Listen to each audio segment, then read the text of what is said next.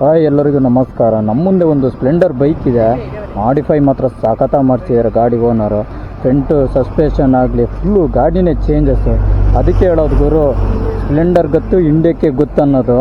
ಮತ್ತು ಕ್ರೇಜಿ ಗುರು ಗಾಡಿ ಮಾತ್ರ ನೋಡ್ತೀನಂದರೆ ಸೈಕಾಗಿದೆ. ಮತ್ತು ನೋಡಿ ಯಾವ ಥರ ಇದೆ ಅಂದರೆ ಗಾಡಿ ಒಂಥರ ನೋಡೋಕ್ಕೆ ಒಂಥರ ಗೊತ್ತು ಗುರು, ಕ್ರೇಜಿ. ನೋಡಿ ಗಾಡಿ ಓನರ್ ಇವರೇ ತ್ರಿತೇಶ್ ಅಂತ. ಬ್ರೋ ಎಷ್ಟಾಯ್ತು ಬ್ರೋ, ಇಷ್ಟೆಲ್ಲ ಪ್ರೈಸ್ ಎಷ್ಟಾಯಿತು ಮಾಡಿಫೈ ಮಾಡಿಸಿದ್ದಕ್ಕೆ? ಬ್ರೋ ಮಾಡಿಫೈಡ್ ಮಾಡ್ಸೋಕೆ ಒಂದು ಹತ್ತಿರ ಒಂದು 50,000 ಆಗಿದೆ. ಸೊ ಇದು ಬಂದುಬಿಟ್ಟು 2024ನೇ ಮಾಡಲ್. ಇವಾಗ ಗಾಡಿ ಬಂದುಬಿಟ್ಟು 1.5 ವರ್ಷ ಆಗ್ತಾ ಬಂತು.